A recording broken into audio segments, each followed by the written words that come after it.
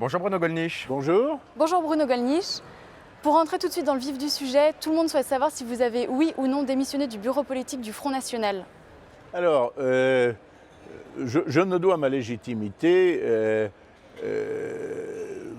ni à la décision unilatérale de la présidente, puisque sa proposition, certes très importante, mais a été ratifiée par le comité central, sur l'instance élue de notre mouvement, ni à celle de mes collègues du bureau politique, qui devraient être représentatifs, à mon avis, de toutes les nuances de ce mouvement.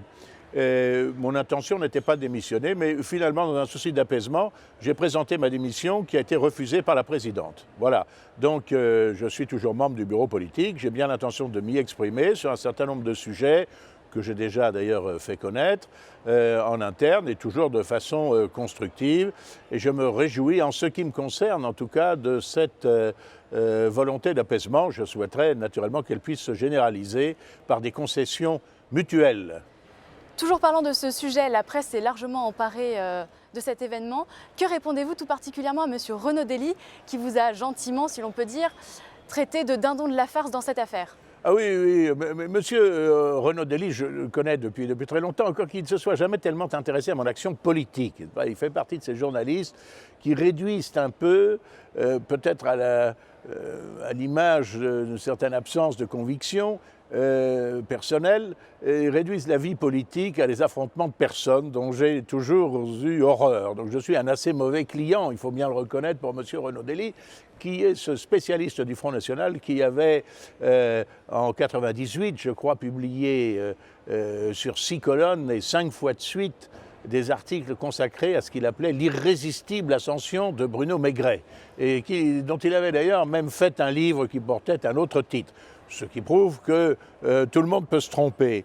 Alors, M. Dely, oui, c'est vrai, me traite de dindon de la farce, il me traite de Calimero d'extrême droite. Alors, c'est assez amusant de voir comment on écrit l'histoire, d'ailleurs, parce qu'il fait allusion à un déjeuner, c'est vrai, auquel j'avais bien voulu me rendre, dans ce beau restaurant, le Train Bleu, au-dessus de la gare de Lyon. Et il me dit qu'ayant appris que Jean-Marie Le Pen favoriserait la candidature de sa fille Marine et non pas la mienne, je m'épanchais en quelque sorte sur son sein en disant c'est injuste, c'est trop injuste, etc., tout en rajoutant des rasades de rhum sur mon baba. Alors je dois dire qu'en ce qui concerne les rasades de rhum sur mon baba, il a tout à fait raison, car je suis un bon vivant et j'aime bien le baba au rhum et même le rhum dans lequel nage un petit peu de baba, plus exactement. Mais si j'avais voulu me plaindre de Jean-Marie Le Pen, je n'aurais pas choisi comme confident Monsieur Renaud Dely. Donc il se rassure. Et d'ailleurs, voilà, je suis toujours là. Je ne suis pas le dindon de la farce. Voilà. Mais enfin, ça m'apprendra peut-être à être plus prudent avant de me resservir de crème chantilly si nous déjeunons ensemble à l'avenir. Alors passons du baba au rhum à Sadiq Khan, si vous voulez. La transition est un peu brutale. Ces derniers jours, l'actualité, ce fut aussi l'élection donc à la mairie de Londres de M. Sadiq Khan. Elle a été saluée par beaucoup de progressistes, entre guillemets, comme une victoire. D'autres y ont vu au contraire le signe d'une sorte de bascule démographique, d'un grand remplacement. Alors entre ces deux positions, comment vous situez-vous? Bon, et il se peut très bien qu'une personne d'origine étrangère, en l'occurrence d'origine pakistanaise, je crois, comme M. Sadiq Khan, soit quelqu'un de très valable et qui puisse être élu par tout le monde. Ce qui m'a frappé, c'est quand même l'aspect communautaire qu'a pris cette élection. C'est le fait que tout le monde se gargarise de ce que les Anglais soient minoritaires à Londres, ce qui, à mon avis, quand même pose un petit problème. Bon,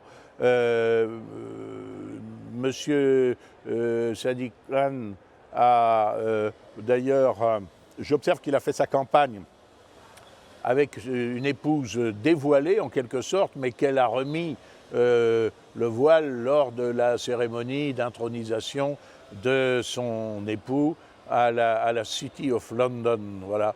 Donc voilà, c'est vrai que ce n'est pas le premier cas. Il y a eu aussi Rotterdam. Je crois que ça traduit un basculement démographique, oui, la substitution de population à une autre, un fonds de population européen, est-ce qu'on peut encore dire ça? Voilà, qui progressivement est remplacé par des personnes d'autres origines. Oui. Est-ce que les Européens sont une espèce en voie de disparition? Je ne sais pas, mais enfin, c'est quand même un peu inquiétant. Pour rester au plan international, à la suite des résultats impressionnants de l'extrême droite autrichienne aux élections présidentielles, le chancelier autrichien Werner Faymann a présenté sa démission. Que pensez-vous de cet acte? Oui, alors je ne sais pas si c'est l'extrême droite, parce que je crois que nos amis du FPE ne sont pas plus extrémistes que nous ne le sommes. Bien sûr, ils étaient dépeints de façon absolument abominable dans notre presse, y compris la presse dite bourgeoise. En réalité, on s'aperçoit que ce sont des gens parfaitement convenables. Leur candidat, leur jeune candidat est arrivé en tête du premier tour de la présidentielle. J'espère qu'il va transformer l'essai, parce que là, il y a un mois, et même peut-être davantage, entre Le 22 mai. Le 22 mai, pour être entre les deux tours. Il est président, enfin, il est candidat à la présidence.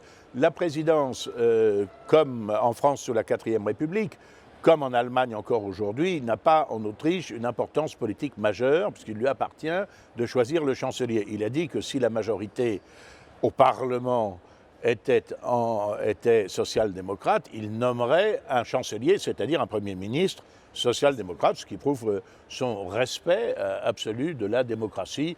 Maintenant que le chancelier social-démocrate en poste a démissionné, il me semble que c'est assez compréhensible compte tenu de l'échec et compte tenu de l'effondrement légitime de ce Parti socialiste, dont j'espère bien qu'il va préfigurer l'effondrement du Parti socialiste français.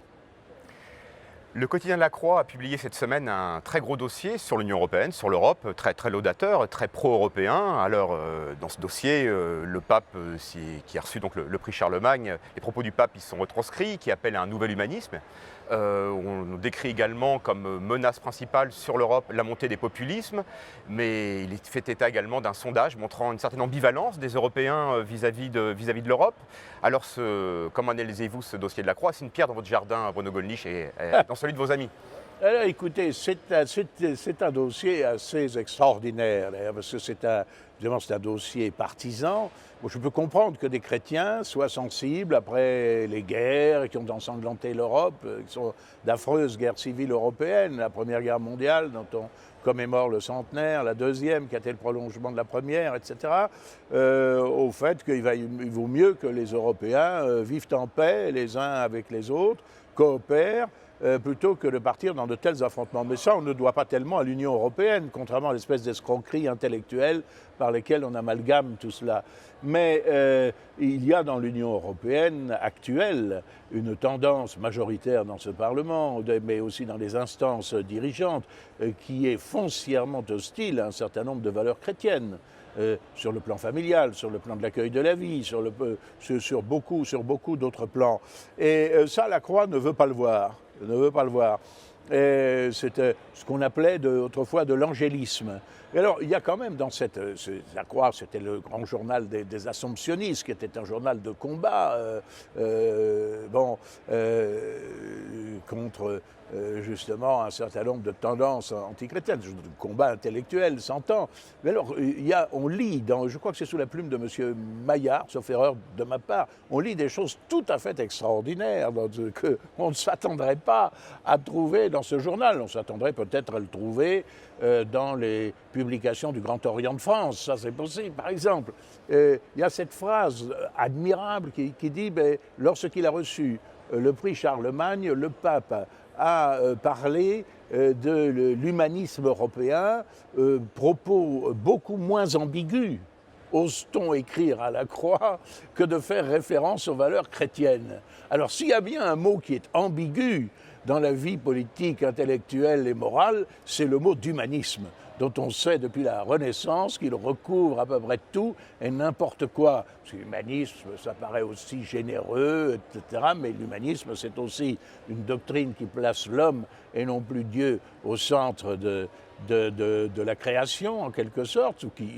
qui nie même cette création. Il y a un humanisme marxiste, par exemple. Bon. Et puis l'humanisme, c'est le paravent intellectuel de doctrines qui se sont manifestées dans l'histoire comme étant totalement anti-religieuses. Alors dire que la référence à l'humanisme, c'est moins ambigu que la référence aux valeurs chrétiennes, et lire ça dans la Croix, je trouve ça extraordinaire.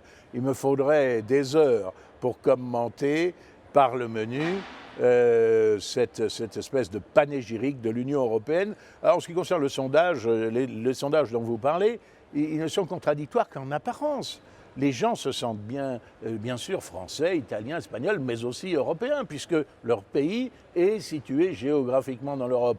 Qu'il y a aussi indiscutablement sur le plan culturel, sur le plan, osons le dire, sur le plan ethnique, avec les subdivisions entre les latins, les peuples germaniques, celtiques, etc., slaves. Il y a aussi une communauté des peuples européens. Il y a une communauté historique, même s'il y a eu beaucoup d'affrontements, etc. Alors les gens se sentent européens, c'est bien tout à fait normal. En revanche, ils sont hostiles aux orientations néfastes, et j'ose le dire dans certains domaines, absolument délirante de l'Union européenne, dont ils ont bien compris, bien perçu qu'elle ne tient pas les promesses qui leur ont été faites. Et c'est parfaitement cohérent, il n'y a que la croix qui peut y trouver à redire. François Hollande a annoncé avant-hier la création d'une fondation pour la mémoire de l'esclavage, de la traite et des abolitions, à l'occasion de la journée commémorative justement de l'abolition de l'esclavage. Est-ce que vous considérez ça comme une volonté de repentance de la part du président ? Je suis assez hostile aux repentances d'une façon générale, parce que l'esclavage était sans doute quelque chose d'abominable, encore que, assez curieusement, le principe même de l'esclavage n'a pas été contesté, même sous l'Antiquité, etc. Peut-être considérait-on que c'était un moindre mal plutôt que celui de tuer les captifs ou de pratiquer des massacres, je ne sais pas. Mais je suis très méfiant à cet égard, parce qu'évidemment, on ne parlera que de l'esclavage que les Blancs, les Européens, ont pratiqué, en oubliant d'ailleurs qu'ils ont été aussi les premiers à en poursuivre l'abolition, et à d'abord interdire la traite, puis interdire l'esclavage, puis par une succession d'accords internationaux à étendre cette interdiction de l'esclavage, même si, bien sûr, ils ne sont pas exempts de tout reproche. Alors, si on commémore l'esclavage, moi je veux bien, mais il faut commémorer l'esclavage de tout le monde. Il faut commémorer l'esclavage que pratiquaient les Arabes. Il faudrait condamner l'esclavage que pratiquaient les Africains eux-mêmes, car les Africains étaient les premiers à se réduire mutuellement en esclavage lors de guerres tribales et à vendre leurs captifs à d'autres négociants. Bon, donc il faudrait envisager tous les aspects. Si on n'envisage qu'un seul aspect, évidemment, on excite à la haine et à l'hostilité, comme on le fait à propos, par exemple, du colonialisme, de façon systématique. Et alors après ça, on s'étonnera qu'il y ait sur notre territoire des jeunes gens venant, par exemple, de pays africains, qui ont été élevés, nourris, éduqués, soignés, logés, ici, et qui cependant ne nourrissent que de la haine à l'égard de la société d'accueil. Ben, il est évident que si on ne leur propose que cette mythologie, il ne faut pas s'étonner des résultats. Alors Bruno Gollnisch, nous savons que votre formation d'avocat et de juriste vous rend très sensible à la question de la présomption d'innocence, mais ce qui agite un petit peu le landerneau médiatique ces derniers jours, sont les accusations qui ont été portées contre M. Baupin, écologiste, en rupture de banc, je crois d'ailleurs. Alors comment réagissez-vous à cette affaire dite de harcèlement sexuel dont il aurait été l'auteur? Alors ça, c'est quand même une affaire extraordinaire, parce qu'il est indiscutable, me semble-t-il, d'après ce qu'on lit, mais est-ce que ce qu'on lit est exact, que M. Baupin, c'est vrai, se montrait très entreprenant. Est-ce que ça dépassait les limites permises? C'est possible. Mais enfin, ce qui m'étonne quand même dans cette affaire, parce que quand quelqu'un fait l'objet d'un lynchage médiatique, quel qu'il soit, même si c'est un adversaire politique, je prends toujours les informations, moi, avec des pincettes. Et alors j'observe quand même un certain nombre de choses. J'observe d'ailleurs qu'il est assez dérisoire que ceci sorte après que M. Baupin et un certain nombre de ses collègues écolos se soient tous fait photographier avec du rouge à lèvres, soi-disant pour protester contre les violences faites aux femmes. Vous ne l'auriez pas fait, donc Donc je dois dire qu'ils ont l'air particulièrement ridicules. Et évidemment, dans ces conditions, après les révélations qui sont faites sur le comportement de M. Baupin, ça fait penser à M. Cahuzac, faisant de grands discours, sur un plateau où il était inscrit lutter contre la fraude fiscale ou l'évasion fiscale, que sais-je encore. Bon, c'est faites ce que je dis, mais ne faites pas ce que je fais. Donc c'est assez ridicule. Maintenant, est-ce que c'est totalement répréhensible? Moi, je vais vous faire un aveu. Je regrette, je n'ai très peu de dames m'ont harcelé. Et ça me remplit d'une certaine nostalgie. Tout n'est pas toujours désagréable dans le harcèlement, mais qu'appelle-t-on harcèlement? Parce que je lis dans la presse que c'était abominable parce qu'il envoyait des SMS en disant tu es très belle, est-ce que tu es libre